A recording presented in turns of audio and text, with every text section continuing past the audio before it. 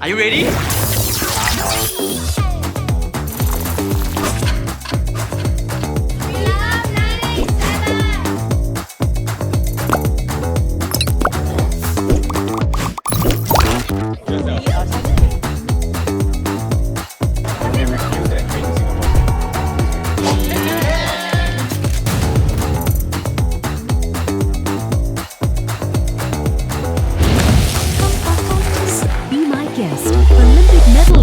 Meter.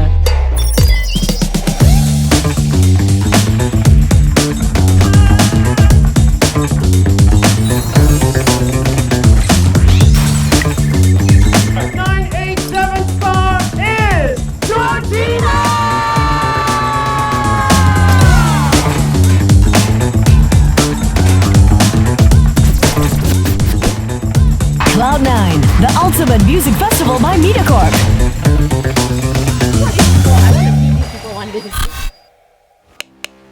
This is CNA. The tear gas was just too strong. Be firm, be calm. I'm a president for everyone. Elections and caste divisions, an explosive mix in India. Thousands of Chinese citizens on the migration trail to America.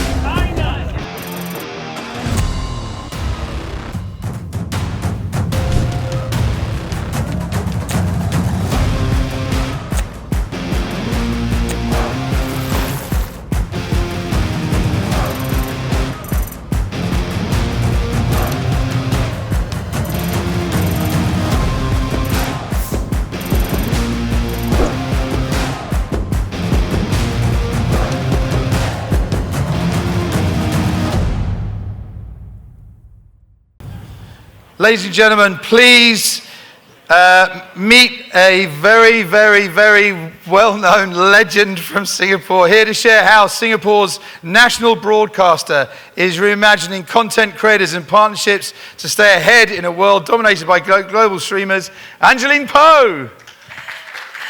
Thanks, Jasper. I don't know about legend, but that was a very long intro. Young legend, young legend. I had to look at your name twice there because I'm used to calling you Angie. And Yes. welcome back to All That Matters. Thank you so much for joining us. That last session before, a lot of conversations about content and fans and connections and stuff, and that's something very important to Mediacorp. But before we go into that, what's your role at Mediacorp? What do you do? So as you saw from the reel earlier, there are really two halves. From an audience perspective, there are really two halves to Mediacorp. There's the entertainment half, and then there's the news half. So I'm overseeing the fun stuff. I do everything that's not news. Yeah, so that spans across, the traditional platforms of TV and radio, but also our digital platforms like our OTT streaming apps, as well as all the, our presence on TikTok, YouTube, Instagram, Facebook, and Spotify and all of that. Fantastic. So never a dull moment in Angie's life. Not at all. So drilling down, and again, just hearing what people are talking about at the moment, what really unique strengths does Mediacorp bring to this regional entertainment ecosystem that the international players can't replicate? So, fun fact, how many of you, I think there are a lot of people who are not from Singapore. So we measure ourselves religiously all the time, right? We are always sort of obsessed about how we're doing relative to audience attention, audience reach. Any guesses what percentage of the Singapore adult population we reach on a weekly basis? Any guesses? The Mediacorp people in the room, you cannot guess. I heard 80. Wow. Okay. People think very highly of us. I heard 90. Did somebody say 90? Okay, thank you. Any other guesses? You can guess low too. It's okay. I won't be offended. 67. That's very precise. We actually reach 96% of, if you're familiar with the way we do audience measurement, it's a P15 plus weekly reach measurement that we do, and this is done by fusing data across our own and operated platforms, TV, radio, our digital, as well as YouTube, right? So these are deduplicated reach numbers. So we, as I said, we're obsessed about maintaining this national reach so that we can serve our purpose as the national media network. And through that, then we have this big platform to be able to create content, to spot talent, to nurture them for Singapore, but also to, and Singapore's a tiny market, but we think we're a good and important stepping stone for talent to also branch out into the region. So we have content that travels. In the reel, you saw these, there was a period drama called Emerald Hill that was our #1 drama for the year. It was not just #1 in Singapore on our platforms. We had a day-and-date deal with Netflix for the Southeast Asian region. And in Singapore, it stayed as the #1 most watched drama on Netflix for 4 consecutive weeks from its premiere. In the region, it was in the top 10 for 4 weeks on Netflix in Southeast Asia in 4 markets. So that's, giving not just the Singapore stories, but also the talent behind all of these, the actors, the writers, the directors, that platform to get noticed in the region. Likewise, on the music scene, Abang Pao was here performing. He's a regular that we feature on our audio brands, right, on Indigo, where we spot really up-and-coming independent talent, music talent, and give them that exposure to a bigger, more mainstream market. And I was so thrilled to see that he performed at our National Day Parade this year, and that's watched by every single person in the country, right? So he's really up and coming, and then he's also now being pushed into the region. So I think we play that small little role in helping spot and provide that platform for talent. On the news front, I mean, the other half of our business, we are a very big news service today. It started out as a cable news network, but today it's a 360 digital news service on all the social platforms. And just an example, the recent China World War II Victory Day Parade, we had videos of that on social media, and just in a couple of days we hit more than 50 million views, and clearly that's not every Singaporean watching 1 million times or whatever, right? It's really a regional audience that we're serving, or I would say a global audience that we're serving, because one of the most engaged audiences that we have on YouTube outside of Singapore, can you guess? Any idea where the most engaged non-Singapore audience base is for us on YouTube? Correct, it's the US. Very good guess. Yeah, so we don't do I don't think we do any on-ground marketing in the US, and it's such a saturated media market in the US, and somehow without that visible presence, we're still cutting through and we're still getting to that audience. So I think there's something in the Singapore perspective of news and current affairs, the fact that we don't really have a stake in the game, we're neutral, we're just telling it as it is. I think that speaks to a segment of the global audience as well.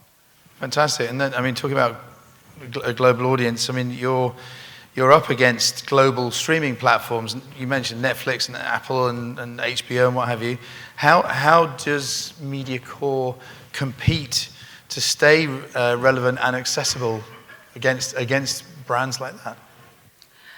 I think for us, we have to sort of just be true to who we are. We're a Singapore media brand, we're homegrown, we know our local audience best, and that's what we do. And apart from partnering with the Netflixes of the world, as I mentioned earlier, and doing co-productions with like-minded partners, we've inked some in Taiwan and in Korea, and we do a lot of work in Malaysia. But more than that, I think what we do to stay relevant to the home audience is that we go on ground. Right, we network, we engage with our audience in Singapore by being there, by being where they live. We go into the heartlands, we do activities, we take our show recordings into the community and do activities with them in addition to filming our shows. I'm barely awake now because last night we just played to a sold-out indoor stadium crowd for an event called Hits Fest. We do it once every 2 years, but it's a celebration of Mandopop. We bring in the biggest names in Mandarin pop music, and they perform to, a whole stadium of people. So, it's these investments in the physical touch points with our audiences that I feel really makes the difference, and it's a real connection that we're establishing with them. It's fantastic, and I know you also work with, and there's been a lot of conversations already about creators and influencers and how important they are getting involved in things like sport and what have you. So how is Mediacorp working with the creator world? So we have a creator MCN business called Bloomer, and the guy who runs it is sitting across over there, Diogo. Exactly. So it's our way of, again, it's back to what I talked about, looking for talent with that potential, spotting them and training them and giving them the platform to grow. So in Singapore, if there are a lot of young people. Like today, if you went to a school and you just spoke to a child and asked them what they want to be when they grow up, I would say 9 out of 10 times they'll tell you they want to be a YouTuber or a content creator or an influencer, right? I think the parents are devastated that nobody wants to be a doctor anymore. But there's a difference between doing it as a hobby and doing it as, a business, right? You need to not only be great at producing the content, but you need to know how to make money from this. So that's what Diogo and his team do at Bloomer. They look for, bright, talented, young content creators, give them the training to produce even better content, and also give them the tools and understand how to run it as a business, why it's important to read the contracts and sign contracts and things like that. We've been running an accelerator program, a training program to formalize this process. It's currently in its 5th iteration now. We've put, I think, about 300 aspiring content creators through the program over the years, and to date, we have signed about 130 creators who are part of our network. Fantastic. I mean, it is interesting, the business of being a creator. We have our Music Matters Academy, and for 20 years we've been saying to young musicians, "You're a business." They're like, "Yeah, I'm in a band. I got a tattoo." I'm like, "Yeah, no, but you're the singer, you're the CEO." And so it's great what you're doing there to help young creators to understand that they are running a business. I guess the other thing is you mentioned brands and stuff, monetization. What are the brands that you're working for? What are they looking for? They're looking for performance, they're looking for commerce, they're looking for creator-led IP. Are they looking to just put a 30-second ad in the middle of a TV show? I think the days of big brand campaigns, I mean, they're still around, but they're, much fewer and further between. We're seeing CMOs needing to demonstrate results and outcomes and meet KPIs for every dollar that they spend, and it's immensely challenging, right? And we do hang out with a lot of people in the marketing fraternity, and we hear all the stories and the struggles and the challenges. And, we think to ourselves, how can we help our partners succeed in what they need to do? So, rewind back to COVID 2020. Everyone was kind of holding their marketing spend because we didn't know if COVID was going to be over in 3 weeks, 3 months, or 3 years. So people were just kind of apprehensive and holding back their spend. But at the same time, we knew that at some point, people would have to spend again because you need to spend marketing dollars to maintain a certain level of performance. But again, we understood the challenge, and it forced us to really be creative about what we can go to market with. So we decided that, let's try performance marketing. And the market was like, what? Mediacorp, you're a broadcaster, how can you do performance marketing? How are you going to do attribution, right? So we're like, yeah, it's possible. And we found a partner who, dared to dream with us, and their partner is Lazada. Very interesting pairing if you think about, cutting edge e-commerce company and a traditional media company. But what we did was basically we did a performance deal with them. They went exclusive with us. We created a new sale period for them, a sale event called the 8/8 sale. I mean, today you've got the 1/1 sale, the 2/2 sale, and all of that. But back in 2020, they only had the 9/9 and the 11/11. So 8/8 was new. And they had never advertised with us before, so beyond some small tactical campaigns. So they knew what the baseline performance was before Mediacorp. And then they came with us exclusively for that period, and we ran the campaign across our entire network, including socials, including some of our bloomer talent networks as well. And suffice to say, after that long weekend sale period, usually sort of your sales numbers go along a curve, right? What they told us was we shifted the entire curve up for them because we were reaching segments of the market that were non-customers. So they saw buying behavior that was very different from what they're used to. The typical e-commerce customer will, have everything in the cart and wait for 2-3-5-9. They've collected all the vouchers and they're just waiting for midnight to cart out. And that, they still saw that, but they didn't see a big uplift, and they were like wondering, this Mediacorp, are they for real? Are they, where are the customers? So it didn't happen the night of because our customers are different, right? But the sale period was sustained. So what happened was our customers came in after 2-3-5-9 through the sale period, and they were buying a lot, and they were downloading the app. So that's an example of the first example of how we did performance deals. Since then, we've done many, and the funniest story I like to tell is 1 year Pizza Hut had this new cheesy 7 pizza that they launched in the Singapore market, and they did a performance deal with us. Halfway through the campaign, our sales team got a call from the client, and they said, pause the campaign. We're like, oh dear, what did we do? Did we say something wrong? They said, no, we ran out of cheese. So basically, we drove so much demand for them that it beat their own prediction of how much they were going to sell. So we had to pause the campaign. They had to restock the cheese, and then we continued after that. That's fantastic, and I'm hungry now. A lot of conversations about youth as well, and you talked about the session we have at the end of Wednesday. What kind of content are you having to produce now to engage with and win over on youth audiences, because they're doom scrolling, right?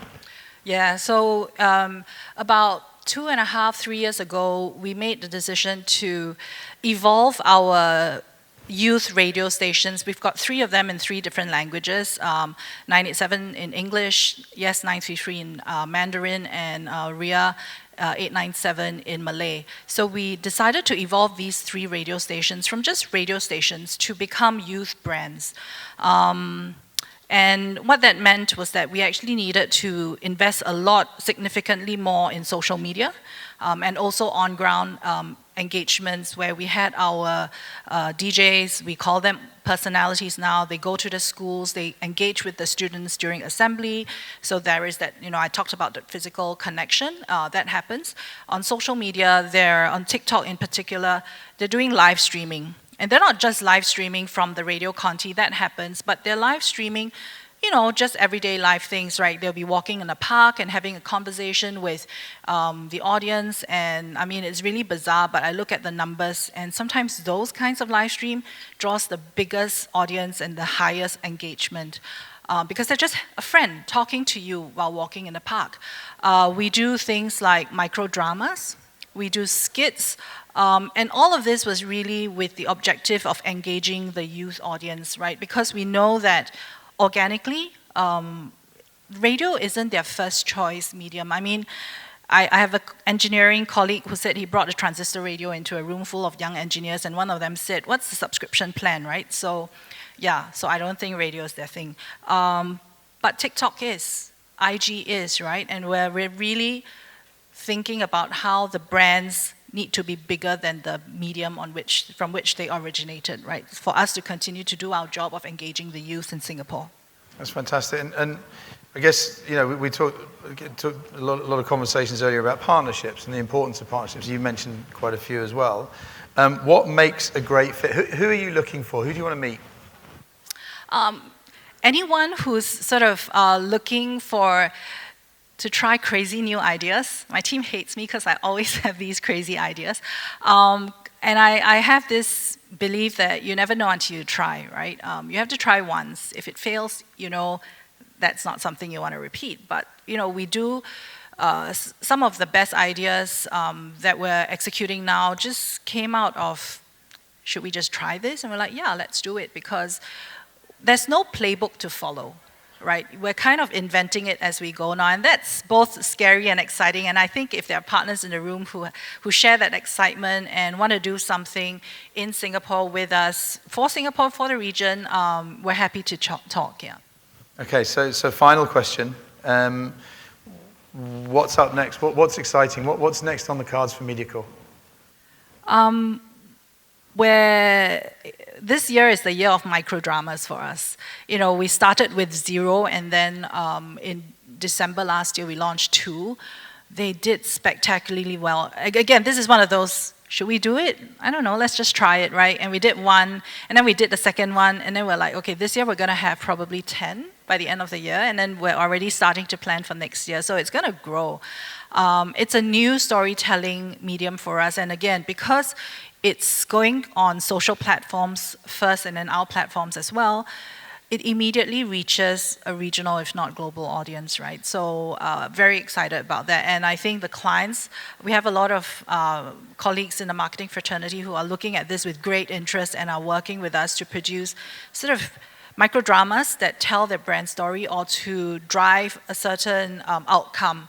And the few that we've done one with our border checkpoint authority called the ICA, the Immigration Checkpoint Authority. I mean, those of you who flew into Singapore, you would have encountered their officers. So we did a couple of things with them this year. It's been immensely successful. They're probably going to come back again next year to partner with us. So that's, I think, the new exciting thing for us. Fantastic. Well, we're pretty much out of time, but it was very fascinating to hear 96% reach. That's pretty, and a global, going global beyond that. You talked about engaging audiences. You talked about being there for the audiences and the business of creator and creativity. You talked about results-driven marketing. You said don't be afraid to try new things, which is wonderful. And then really just staying relevant. So I think what a wonderful, wonderful session. Good luck this week, good luck this year. It's brilliant to see you. Angie, thank you so much for joining us at All That Matters. Thank you.